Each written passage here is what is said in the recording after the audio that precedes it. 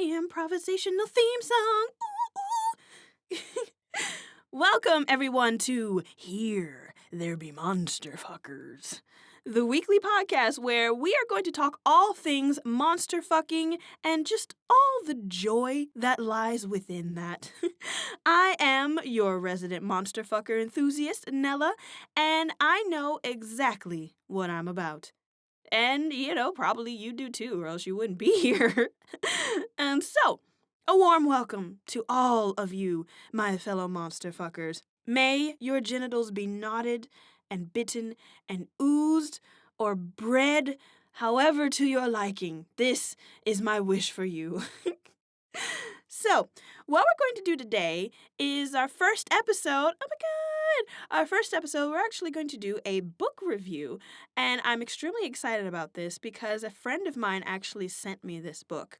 Because, once again, I know what I'm about. And so do all my friends know what I'm about. And so she sent me this book and she was like, Nella, you have to read this. And I was like, what is it? And she sent it to me and all I had to do was look at the cover. And I was just like, yes. Just like immediately just like, oh yeah, oh yes, I'm going to love this. And so I decided that my first episode should totally be about this book. One, because if you are a monster fucker, then I highly recommend not just this book, but also this author. Spoiler alert, I like the book. Review over. But also, if you just want to get into the world of monster fucker book reading in general, like if you're more on the fan fiction side and you're not like, oh, well, published books, bleh, then actually this is a pretty decent place for you to start as well. So, what we're going to be doing today is I'm going to be reviewing Ensnared, an alien romance trilogy by Tiffany Roberts. And so if you are deep within the monster fucker world, you obviously heard that name before. Tiffany Roberts, if you don't know, is an amazing author. It's actually an author duo. It's her and her husband that just write and publish just a plethora of monster fucker novels. And they are so wonderful. Just imagine it's her and her husband. Like, oh my God. Hashtag get you a man. Like, if it has to be a human man, which, people keep telling me it does, but I don't believe them. But if it has to be a human man, just, get you a man that would be like, hey, honey, I want to write monster fucker stories. And he's all like, oh, cool, bet. Can I join? This is wonderful. This hashtag goals right there. So what I'm going to be doing is I'm going to be going through and I'm going to be breaking down bits and pieces of the book, what I like, what I didn't like, and whether or not you as a monster fucker should go out and read this book. Or is it just, just good monster fucking time? Maybe you don't have to read it, but just knowing that it exists just brings a spark, a light to your soul, as it were. So, before we get into it, I do have criteria. I do. I actually made sure to write this down so that I'm just not aimlessly yammering on. So, when I'm doing book reviews for different monster fucker media, the criteria is as follows. Number 1, the story. Because there has to be some story, right? It's not porn without a plot. I mean, which is fine. All right, back up. You can have porn without a plot. This is good, fine, and wholesome in its own right. But for me personally, I need just a itty bitty tiny bit of plot in there somewhere, just to keep pace with the fucking, like fucking plot, fucking plot, fucking plot. That's usually how it goes, right? So, help balance it out. How well does this story balance out all of the fucking? Is it actually interesting where I'm just like, the fucking, but also that story though, like that's basically what this category is. Number 2, the characters. Who is fucking and do I care that they're fucking? That's number 2. That's basically it. Like, if I don't like the person that's fucking, I won't be as into it. I'll just be like, all right, yeah, bang, bang, bang, all right, and then done, all right, I guess, whatever. So characterization is actually important, and I just realized this not too long ago. I was like, this is important. So that's why it's number 2. And number 3 is the actual fucking. Like, because that's why we're here. Come on now. Don't deny it. That is why we're here. So, is the fucking good? And does it make sense? Yes, the fucking in monster fucking needs to make sense. You can't just fuck all over the place. You gotta fuck within reason. I mean, like when I when I when I say fuck within reason, I mean monster fucking in general is out there, right? There's a lot of stuff, right? But there's always some kind of internal logic that the monster fucking adheres to. So that is what I am looking for when I say, is the fucking within reason? Does the world or like the monster fucking in general maintain a consistent internal logic, right? That's it. And also, is it written well? Like, if as I'm reading it, am I like, oh yeah, I can very much so visualize this fucking and very much so get into this fucking, then that's some well written fucking. And that's important, damn it. It is. So that's why it's number three. That's why it's number three. And then I have number 4 question mark. Like there's literally a question mark written next to it because it's like other fun bits besides the obvious fun bits. What? Like I said, I wrote this down. Other fun bits besides the obvious fun bits. Okay, I think I know what I meant by that. I meant that there's just like these little extra things in the story that give it, a little extra oomph, as it were. Not the sexual oomph, but other oomphs, that just make the story a little bit more enjoyable, for me or for you or whoever. So I'm just going to go with that because I'm pretty sure that's what I meant. Cool.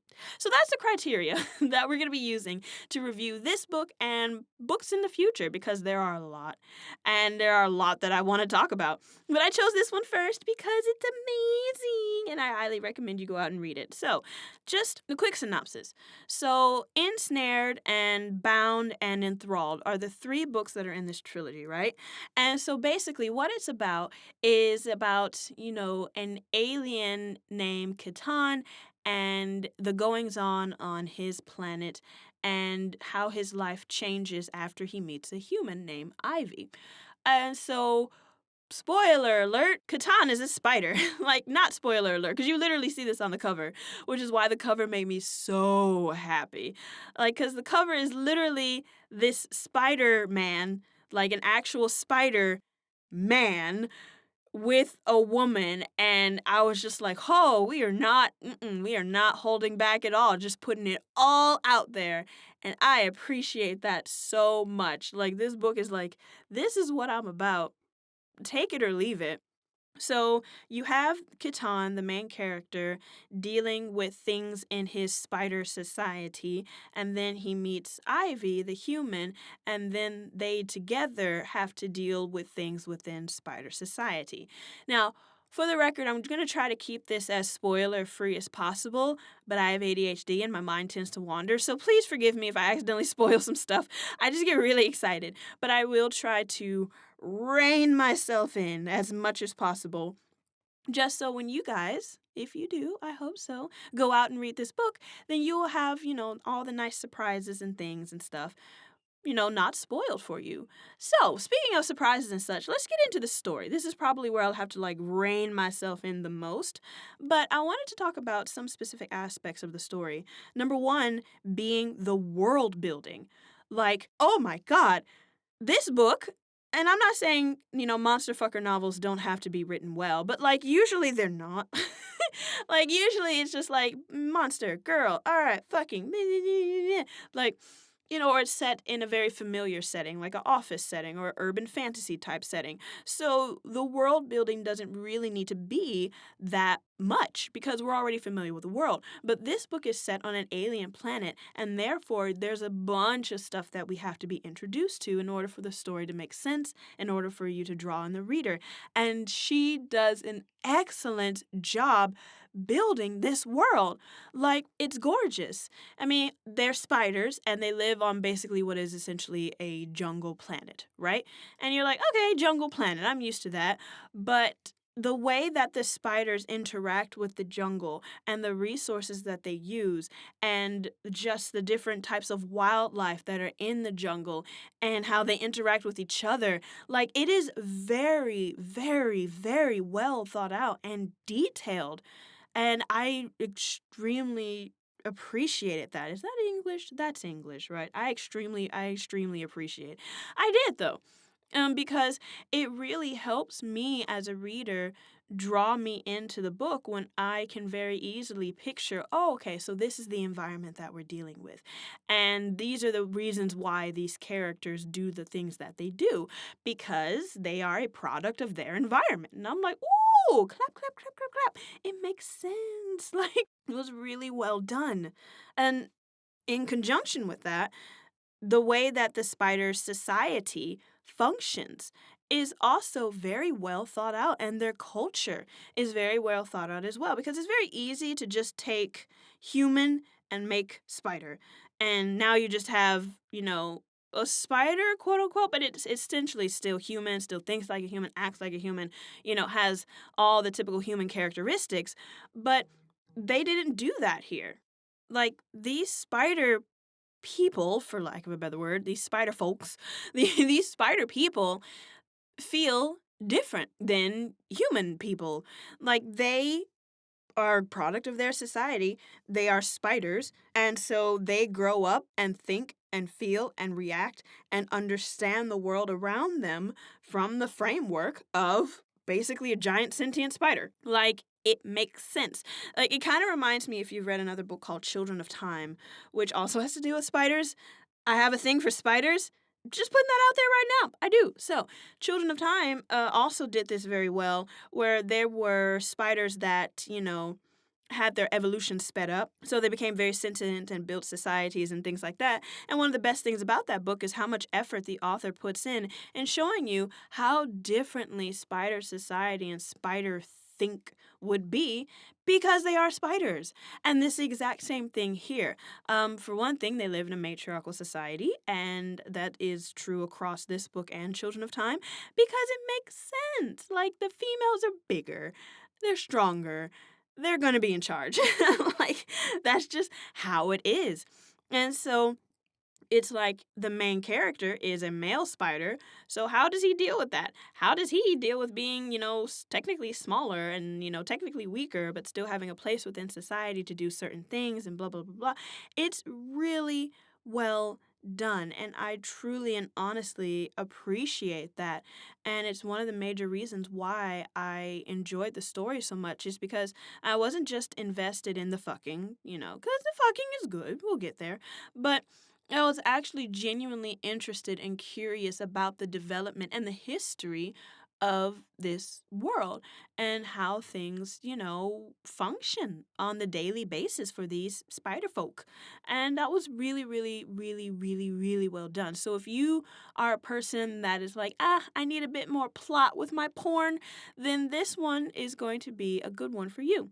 And so the last thing about the actual story and the plot is that it wasn't too predictable, right? Because it's a monster fucker book. Like, certain things are going to happen if you've read enough of these stories. Like, there's a pattern, all right? And that's fine. That's all good. Like, patterns and tropes and stuff exist for a reason. It's not the trope that's bad, it's how the trope is executed that's bad. We know this. We are educated. I trust you. I trust that you are a well educated individual. I'm sure of it. So that's why I can't get too caught up on stuff when, something happens and I'm like, okay, I can see what's happening. What? And they don't have a clue. Who? Oh shit, am I gonna get sued for that? Hope not. Disney, please don't come after me. They're relentless, I swear to God. Anyway, stay on track. Stay on target. Oh fuck, that's Disney too now. Oh, they own everything.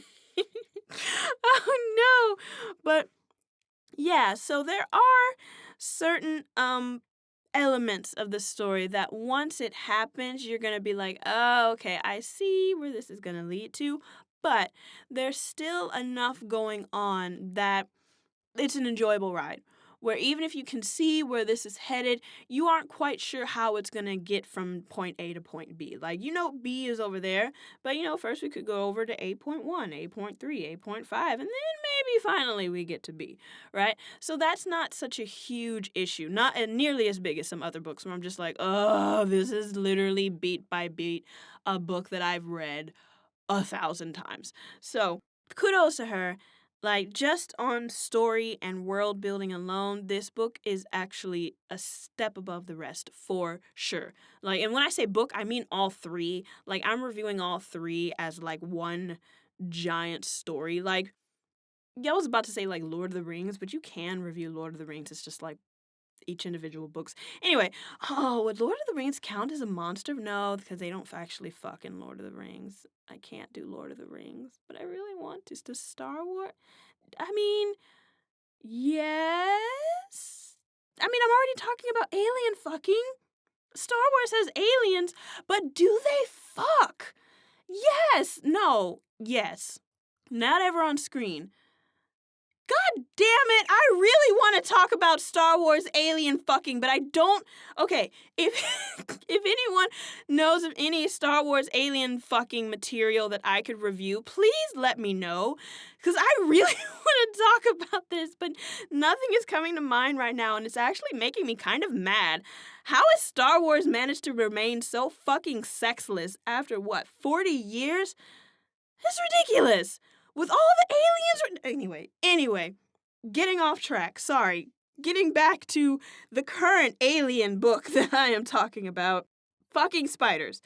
Spider fucking. Let's get to the characters. The actual characters. All right. First and foremost, Keaton. Keaton is the main character, and I absolutely love him. Okay. So, all right, starting over. So, Keaton is your point of view character. He is a male Vyrix. I think that's how it's said. I'm going to fuck up all of these names, and some of them I just won't even bother to pronounce because me and name pronunciations are they're not good. Not good at all. Just like when I was reading Harry Potter, and in my mind, I kept pronouncing her name as Hermione, and then like the movie comes out and they're like Hermione, and I'm like, the fuck is that? Wait, that's how you say that? I had no idea. So there's the way names are said in my head, and then there's the names that are like as they are actually said in real life. So I'm just gonna call them Vyrix. That's what I was reading in my mind. They are the Vyrix people, spider people, and Keaton is one of the best hunters, if not the best hunter in their spider society. And can I just say, right from the bat, Keaton is just so unbelievably fuckable. And like, it's not even, it's also probably, like I said, I have a thing for spiders, but just like, he just has this quiet, confident air about him that I am just all about. I'm all about that. Like, he knows he's good, but he's not like arrogant about it. And like, even at one point in the book, she's like, "'Cause you're the best," and he was just like, "Yeah." And it was nothing arrogant about it. He's just like, yeah, it is what it is. And I'm just like, I love you. Oh, and then there's like other parts of his personality that the author does it really well at portraying, is showing that like he is a deep feeler. Like, he may not always express it. He may not always be able to fully, tell Ivy or tell others how he feels. But since he is the point of view character, and a lot of it is seen from his perspective, you really come to understand why he is the way that he is, what he believes, what he values, and all this kind of things that just makes him such a well-rounded character. And that's something that a lot of monster fucker books lack a bit, I think, in my opinion, is just making their main character fuckable, yes, because that's important, but also well-rounded and dynamic and feel like a real individual. Right? Because it doesn't matter what the outside looks like. Outside is always going to be nice and fuckable. But what's on the inside is what's on the inside fuckable too. Let me fuck your heart. Let me fuck your soul. Like, ooh, there are actually things that do that. We'll get there. eventually, another episode. But yeah, so that's one of the things that I really enjoyed about the character of Kitan. Like, he's just immediately understandable and relatable. And as the story gets on, you really feel for him. And not just for him, but the people that he brings into his life, i.e., Ivy, the love interest. So I'm putting this out there right now. I am black, okay? If that bothers you, bye. Thanks for coming. I appreciate it.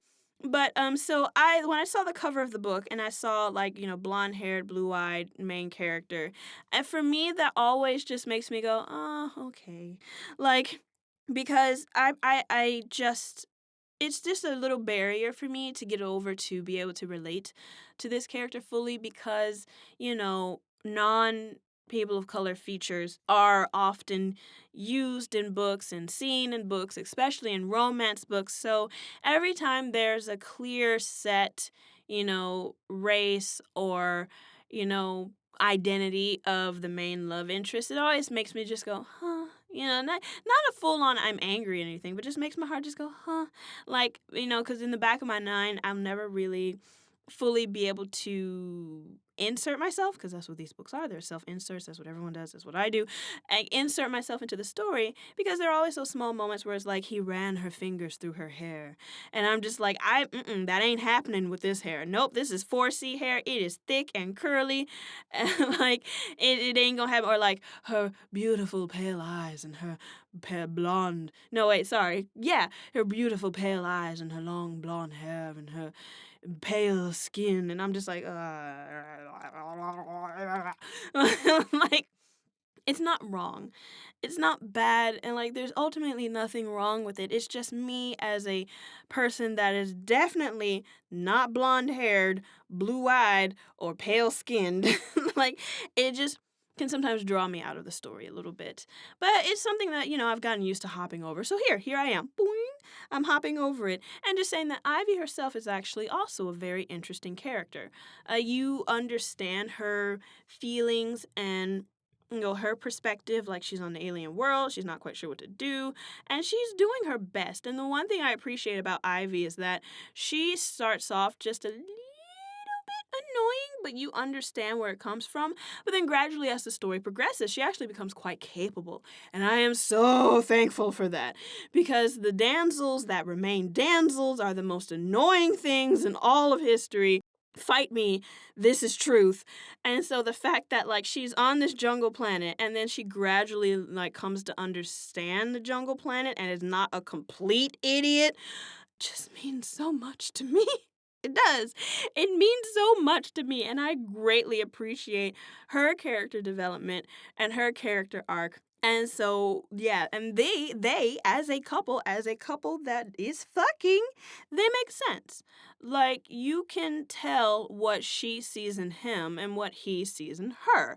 It's like, oh, okay. I mean, there's obviously other stuff that's like, oh, I'm just drawn to you. There's always that, but it actually, their connection does make sense. And so that is one of the things that, once again, I find very important, is that, does their connection make sense? They're fucking, yes, but are they fucking for a reason? And like, was the fucking predicated by some form of connection? That's all I ask. Some form. Doesn't have to be deep, just some kind. It's okay. And it was. And so I really, as a couple, they make sense. And I was just like, aw, look at you two. You guys so cute. I accept this. And so, besides them, the two main characters, there are a bunch of side characters, actually. Without getting into too much, the other spiders side characters are actually very interesting and compelling in their own right. Like, they have very unique personalities that are a bit, they start off one note, right? Because there are several other spider characters that come in that are a bit one note, and I'm like, oh, okay, you're this one, you are that one, you are this one, you are that one. Got it? Okay, cool. Moving on. But as the story progresses, they do once again become developed. And I was surprised. I was like, what? Character development for the support characters? Crazy. But it was like, this is it just it tickles my fancy. But it does. Because so often in stories like these, the side characters just stay, off to the side. I'm looking at you, Twilight. Like, yes, I read Twilight, okay? I was a young teenager at one point, and it was all the rage, and at the time, I liked it. So, get off my back. But, like that book, the side characters were shit, most of them. In this book, this monster fucking book, better monster fucking book, because technically vampires are monsters, but I'll get to that. I'll have a whole rant about vampires and werewolves, probably my next episode. I don't know. But anyway, ADHD, focus. Over here in this particular monster fucker books, it's actually so much better and well done. Like, they have development that makes sense. And there's a reason why they come across as one note as first. And then over time, you start to understand their perspectives and understand their relationship to Keaton and their relationship to Ivy. It's so good. It's so good. Like, as a monster fucker book, she didn't have to go all out like this. She didn't. I would have just been fine with, some decent stuff and some decent fucking. And I would have been set. But she did that. She went the extra mile for us. I appreciate that. Thank you so much. All right. Oh, and the last thing that I wrote down here, villain. The villain. There is a villain. It's a story, complete story. And the villain is a bit, one note. Not so much, mustache twirling. I'm bad guy. I do bad guy things. But, actually, yeah, no, it kind of is. I was trying to give the villain a bit more, but no, there's not. It's basically like, no, big bad villain does big bad things, and big bad must be overcome. That's it. That's okay. Like, there's nothing wrong with that. Okay, not really much to say. Moving on to the fucking, ooh.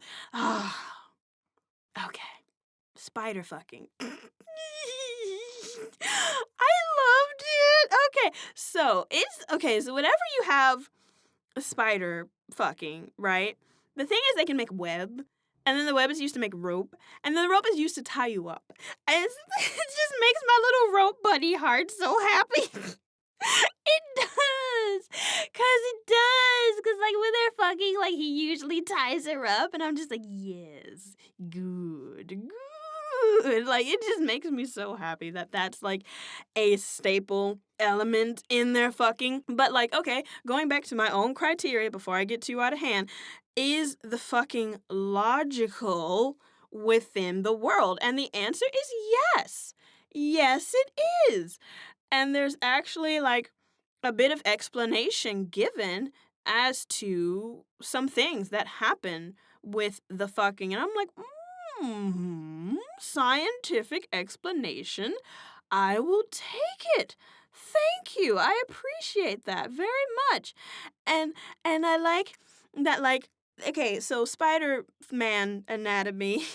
Every time I say Spider-Man, I keep thinking of Peter Parker. And it's like, no, not Peter Parker, but yes, Peter Parker, but no. Because there is a character in the comics called Spiders-Man, which is, a collection of sentient spiders that believes it's Peter Parker. Anyway, that's a different thing. That's a whole nother nightmare. I have a thing for spiders. Leave me alone.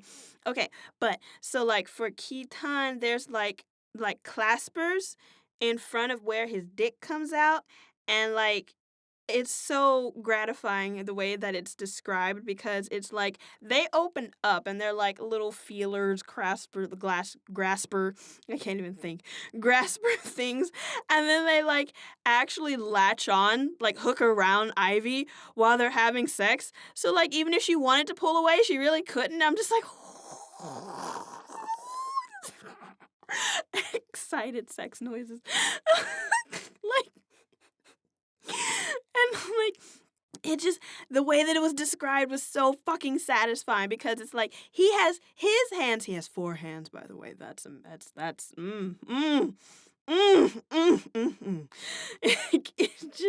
But it's like he has his hands on her, but then also these like little claspers on her, and it just the entire visual was just like, I'm here. I was here for it. I was here for all of it. And then it was like also the way that the actual dick was described. I was like, ooh, oh, that sounds fascinating. I want one. I want one. But like I was like, I must research this. Like this sounds very, very interesting. And then also it was colored. Like, okay, wait. Aren't they always colored? Yeah, but this one was purple. And purple's my favorite color. So you have spiders, which I love, and then you have purple, which I love, and then you have purple spider dick. It's oh my god. It's too much. It's too good. I was so happy.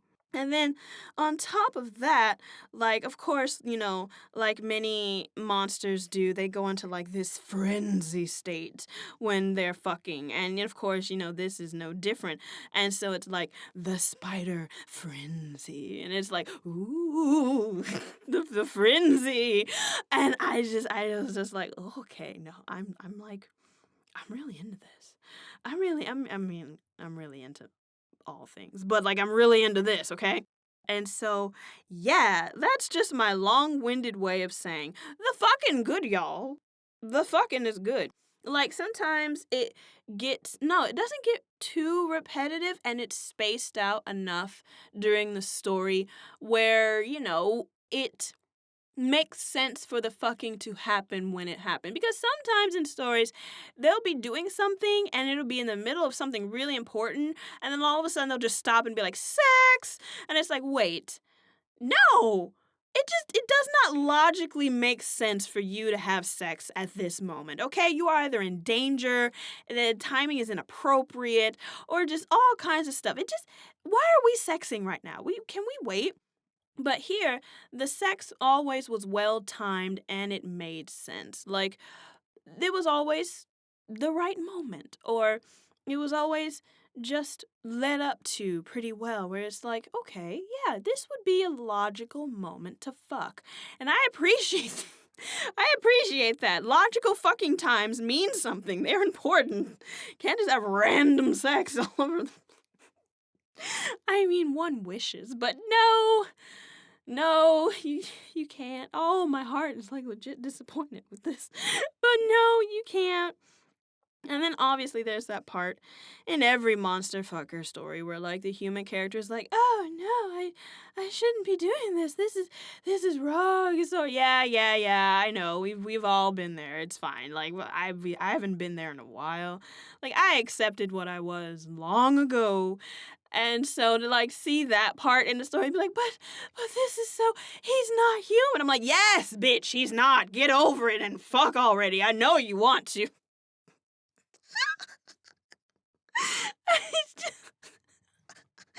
it's just, it's just how it is. Come on now, chop chop. Let's get going. You just fuck already. It's what I want. It's what you want. Do not deny yourself any longer. So that is just my way of saying that the fucking is good. It's really good. And I enjoyed it, but my personal proclivities aside, if you enjoy monster fucking in general, then I feel like you'll enjoy this. That's it. The basics of it. And so, final thoughts about this book are that I really appreciate it exists. I think the author already said that there are going to be a couple of follow up books. There's like the main trilogy, and then there's like a couple follow up books to follow up maybe some of the side characters and things like that. And I am really looking forward to them. I'm totally going to read them. I might wait until, if it's another trilogy, I might just wait until all three are out. That way I can just binge all three because it's best that way. That's how I read the first three books, and I was just like, yeah, no, this makes sense.